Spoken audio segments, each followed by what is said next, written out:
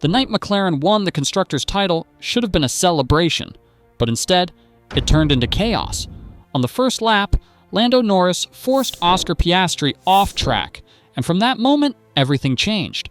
Piastri was furious, the team went silent, and the tension only grew.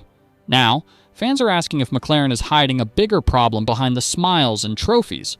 So what really happened that night, and could this be the moment McLaren starts to fall apart from the inside?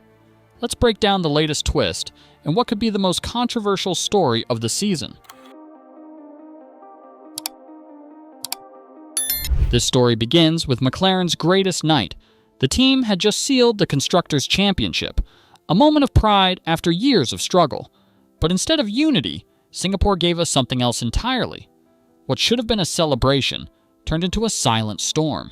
When the lights went out, Lando Norris made a move that changed everything. Down the inside, into Turn 1, he forced Oscar Piastri wide, hard, fast, and risky. It looked spectacular on camera, but inside the garage, jaws dropped. Norris didn't leave much room. Piastri had to back off to avoid contact. On the radio, his voice was calm but sharp. That's not very team-like. It was just one sentence, but everyone felt it. From that point, the energy in the McLaren garage shifted. Piastri's side of the pit wall went quiet. Norris's side celebrated. The tension was visible even through the screens. At first, it looked like another first-lap battle that would be forgotten by the flag, but it wasn't. The body language, the silence, and what came next all told a bigger story. When the race ended, McLaren's victory party felt off. Cameras caught Zak Brown trying to congratulate both drivers, but only one of them smiled. Norris was relaxed and proud. Piastri barely looked up. A handshake that should have been warm looked more like a formality. Behind the champagne and the headlines, something was breaking inside the team. The FIA didn't open an investigation. No penalties, no warnings. Officially, nothing wrong had happened. But behind the scenes, that decision hurt more than any time penalty could. For Piastri, it wasn't just about the overtake. It was about feeling ignored. Fans noticed it too. Comment sections, social media, and paddock insiders all echoed the same question. Was McLaren starting to favor Norris? It's not the first time we've heard that whisper. Norris has been with the team longer, built deep relationships, and naturally carries more weight inside McLaren.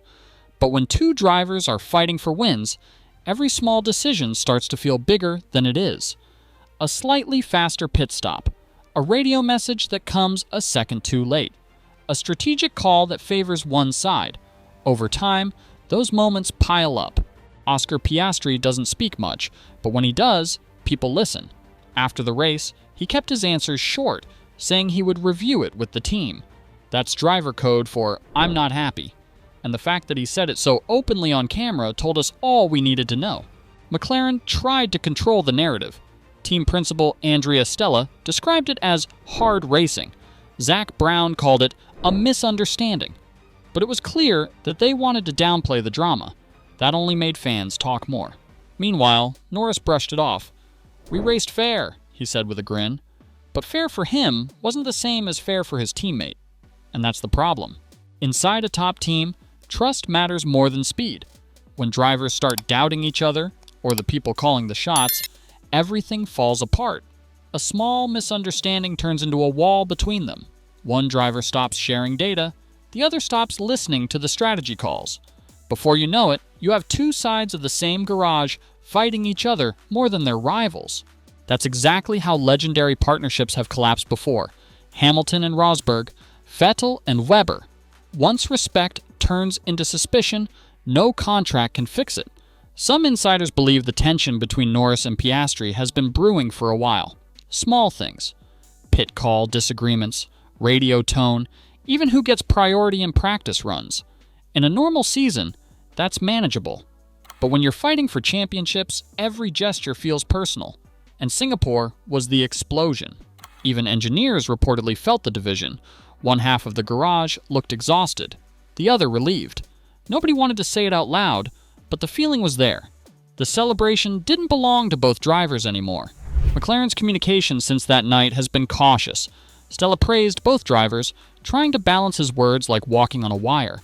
But anyone who's followed Formula One long enough knows, once a team has to publicly balance their drivers, balance is already gone. To make things worse, rumors have started linking Piastri with other teams. Some talk about Ferrari showing interest.